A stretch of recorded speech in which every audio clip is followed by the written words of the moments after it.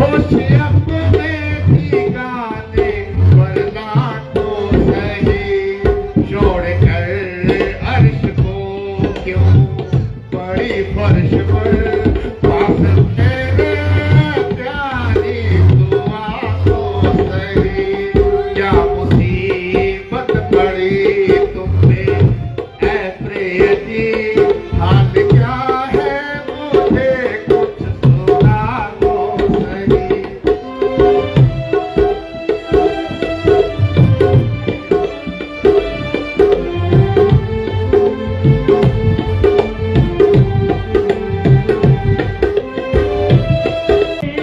मेरे जीने का भी कुछ बहाना करम।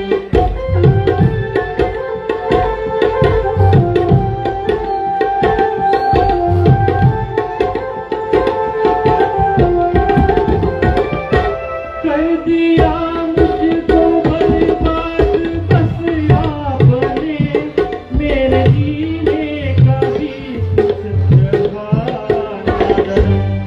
आज रानी से बाती हुई है गई, कौन पूछे भला मेरे दिल का भरम। मुझे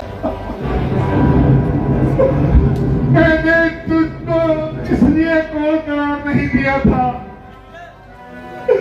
और ना ही अपना दिल तुझको इसलिए दिया था कि तू उसका नाजायज इस्तेमाल करे और खासकर मुझे ही पायमाल करे। सच है और एक चीज योग्य हाथों में ही कदर पाती है और मूर्खों के हाथों में फंसकर उसकी उल्टी तासीर हो जाती है। शोध मेरी कम समझी और सादा पुण्य न सिर्फ मेरा ही काम तमाम कर दिया बल्कि सारे कुल को गुमनाम कर दिया।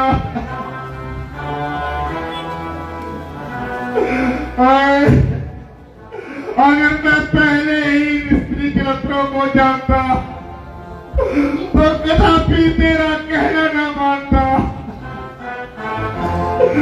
न तेज फरेब में आता, न अपना नामो निशान दुनिया से मिटाता।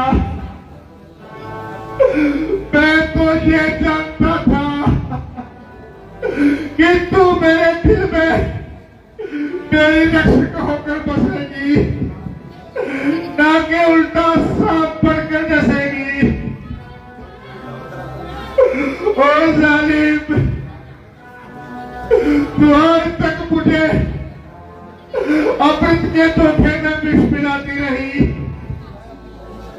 और इसी दिन के लिए अपनी अयारी तथा मक्कारी के मुझ पर जाल फैलाती रही। हाय हाय, रामचंद्र जैसे लायक और आज्ञाकारी पुत्र को बिना किसी अपराध के कैसे घर से निकाल दूं? और मैं परमेश्वर को क्या मुंह दिखाऊंगा और इस पाप को कहां छिपाऊंगा? ऐ मौत, तू ही राजा, क्योंकि इस समय मैं बहुत कष्ट भर रहा हूं और बड़ी बेसब्री से तेरा इंतजार कर रहा हूं। मुझे अब जिंदगी की जरूरत नहीं और सिवाय तेरे इस मुसीबत के छुटकारे से कोई सूरत नहीं। ये जमीन तू ही फट जा और थोड़ी देर के लिए अपनी जगह से हट जा। परमेश्वर के वास्ते तू ही मुझे थोड़ी सी जगह ठहरा दे। इस अपनी से निकाल दे। ए आसमान के सितारों, तुम तमाम रात मेरी रिफाकत का दम भरते रहे और मेरे जख्मी दिल पर मरहम पट्टी करते रहे, मगर शौक तुम भी इस बदनसीब का साथ छोड़े जाते हो और मेरी ओर से मुंह मोड़े जाते हो। हे परमेश्वर, सिवाय तेरे ना कोई तेरा दुनिया में सहायक रहा और ना मैं किसी को मुंह दिखाने के लायक रहा। तू जल्दी मुझे इस दुनिया से उठा ले और अपनी आनंद में क्रोध में बिठा ले। ऐ मौत, तेरी प्यारी मौत, तू जल्दी आ राज्य की देर ना लगा। हाँ हाँ, मैंने देख लिया है, तू आ गई है।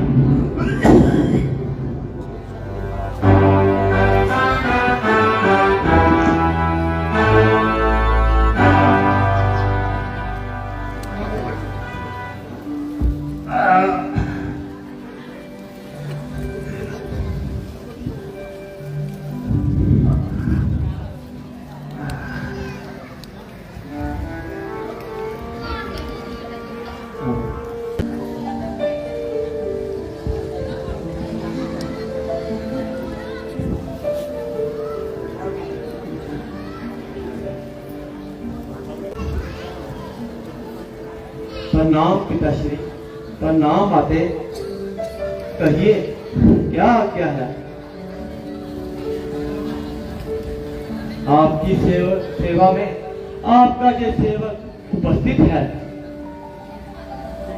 बेटा, केवल तुम्हें देखने की लालसा थी और ये हमारा अंतिम आशीर्वाद है। पिताजी, खैर तो है, चित पर कैसी बेकरारी है। बेटा, आओ जरा गले से लगा लो, क्योंकि अब हमारी अंतिम सफर की तैयारी है।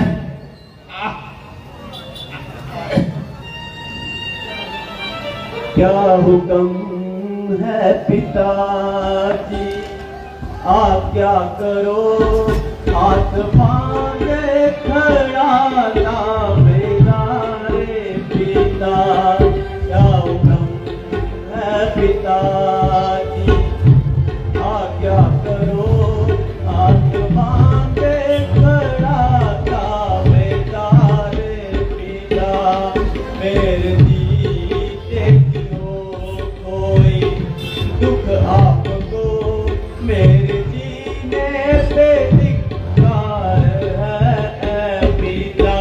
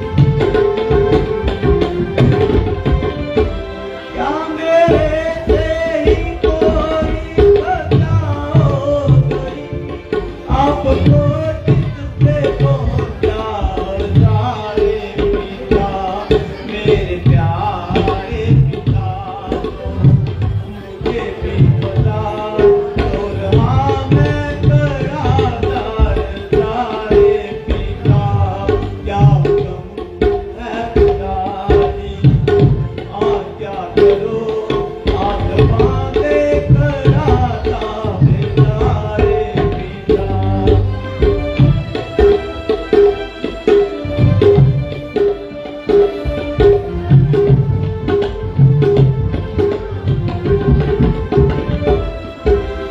पिताजी, आपकी ये हालत देखकर मुझसे रह नहीं रह सका।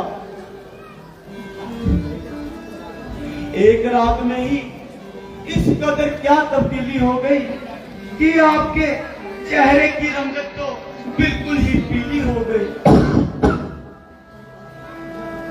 आखिर कुछ बचा तो बताइए। पिताजी, ना मालूम आपकी इच्छा के विरुद्ध कौन सी ऐसी बात हो गई जो कि आपकी आत्मा को इतना कष्ट सह रही है। अगर मेरी जिंदगी में आपको इस कदर आजार है तो मेरे जीने पे धिक्कार है, धिक्कार है। माता जी, अगर आपको कुछ मालूम हो तो जरा बता दीजिए कि क्या बात हो गई है। हाँ, मालूम तो है, पर अगर पूरी करो तो बताऊंगी, और ऐसे अपना माथा क्यों खपाऊंगा। माता जी, शीघ्र बताइए और मेरे संदेह को मिटाइए। माता जी, आश्चर्य है कि आज आप ये किस प्रकार की बात कर रही हैं। अगर आपको इस बात का शक है कि रामचंद्र पर कि मेरा क्या हक है, इसलिए आप ये अगर मगर शब्द का प्रयोग कर रही हैं। माता जी, अगर राम पर आपको इतना भी एतबार नहीं तो मैं किसी भी अवस्था में आपका पुत्र कहलाने का हकदार नहीं। रामचंद्र जैसा पिताजी का ताबेदार है वैसा ही आपका फरमाबरदार है। आपकी और पिताजी की आज्ञा मेरे लिए ईश्वरी आज्ञा के समान है। जो कुछ आप आज्ञा दो निसंकोच कहिए। बेटा, महाराज ने मुझसे स्वयं इकरार किया था कि तुम्हारे लिए 14 साल का वनवास और बरस के लिए राज्य लिख लिया था, मगर अब अपने कोट करार से मुकर रहे हैं, इसलिए अपने हाथ पांव मार रहे हैं। वाह माता जी, इसलिए इतने हैरान हो रहे हैं। ये तो बिल्कुल ही मामूली सी बात है। जब तक इस आज्ञा का पालन ना करूं, अयोध्या में तो क्या किसी बस्ती में भी रहना मेरे लिए अधर्म है।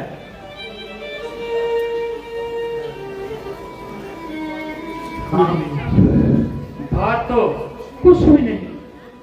दिन गुजरते क्या देर लगती है, जब अनगिनत सदियां गुजर गई तो तुम ही गुजर जाएंगे। परमेश्वर खैर करे, तो कल ही खत्म हो जाएगा। मैंने तुमको जहां तक कह दिया, भरत और राम मेरे लिए बराबर हैं। भरत ने राज्य किया तो क्या हुआ, रामचंद्र ने किया तो क्या हुआ, मगर कहने लगे हमारे कुल की छान जाती है। माता जी, ये तो एक साधारण सी बात है।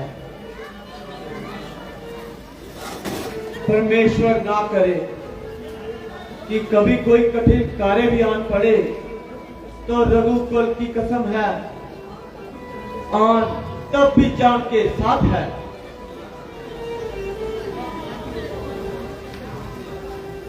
हाँ बेटा, अभी चले जाओ और अधिक देर ना लगाओ,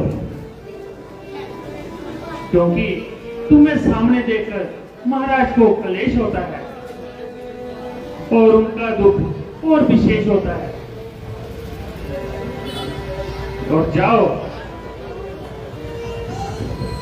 अपने प्रण को निभाओ, ईश्वर तुम्हारी रक्षा करे।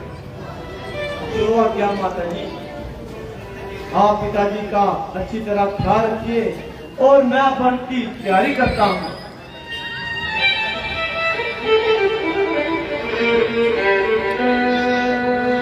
ओ बेहया, दस्त तो तूने मुझे जलाकर खाक कर दिया, लेकिन अब सच्चाई को भी बुलाए ताक कर दिया।